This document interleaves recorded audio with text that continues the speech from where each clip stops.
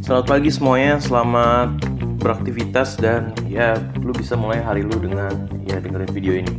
Oke, untuk video kali ini kita bakal melanjutin tentang Nietzsche. Karena sekarang lampu kamar gue udah nyala, jadi ya gue bisa searching. Dan Nietzsche ini kali ini kita bakal bahas teori Nietzsche yang bernama dekadensi. Oke, dekadensi menurut Nietzsche itu kayak penurunan moral dan kekuatan dalam masyarakat. Gue rasa lu pernah ngelihat orang-orang yang kehilangan semangat hidup, makin hari makin males, dan kehilangan nilai-nilai moral.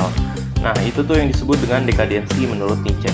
Jadi menurut dia, masyarakat yang udah ngalamin dekadensi bakal kehilangan daya hidup dan semangat untuk berkembang. Contoh yang jarang orang tahu mungkin bisa kita lihat dari tren teknologi sekarang.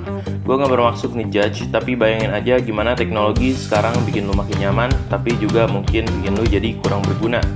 Lu bisa pesen makanan tanpa keluar rumah, tapi sisi lain lu nggak bisa masak sama sekali. Nah, itu adalah jenis dekadensi, kehilangan keterampilan yang mungkin dulu orang-orang punya. Gue ngeliat ada juga contoh dekadensi di dunia hiburan. Kita bisa lihat dari acara televisi atau konten di media sosial. Banyak yang jadi terkenal karena konten yang gak bermutu atau bahkan merendahkan orang lain.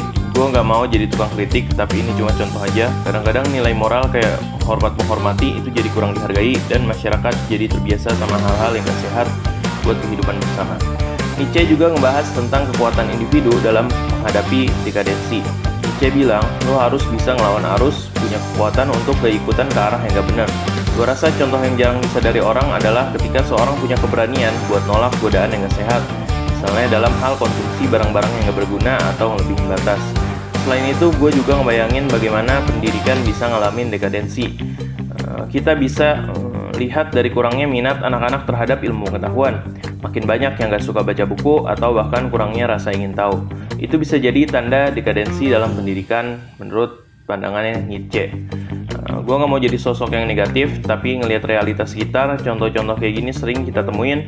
Mungkin dengan lebih peka sama hal-hal yang kecil kayak gini, kita bisa mikirin cara ngelawan dekadensi dan ngebuat masyarakat kita makin kuat, baik secara moral maupun kekuatan hidup.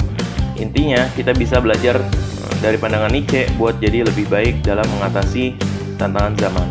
Selain contoh-contoh tadi, kita juga bisa lihat dampak dekadensi di bidang ekonomi. Gue gak mau ngomongin masalah ekonomi yang ribet banget, tapi lebih ke arah gimana konsumerisme yang berlebihan bisa bikin dekadensi. Apakah lu pernah mikir gimana manusia zaman sekarang menjadi konsumtif banget?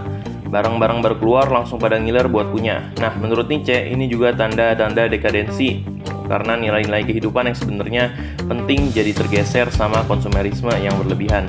Contoh lainnya yang bisa kita temuin di dunia politik, kita sering lihat politik yang penuh intrik dan saling serang, tapi kurangnya pemimpin yang punya visi jangka panjang buat kebaikan bersama. Nietzsche bilang politik yang kayak gitu juga bagian dari dekadensi. Makin banyak intrik, makin hilang kepercayaan masyarakat terhadap pemimpinnya, dan akhirnya nilai-nilai moral diabaikan. Nietzsche ini juga ngomongin tentang agama. Dia ngerasa bahwa agama juga bisa jadi korban dekadensi. Misalnya kita lihat banyak orang yang cuma ngaku religius tapi gak benar-benar ngehayatin ajaran agamanya.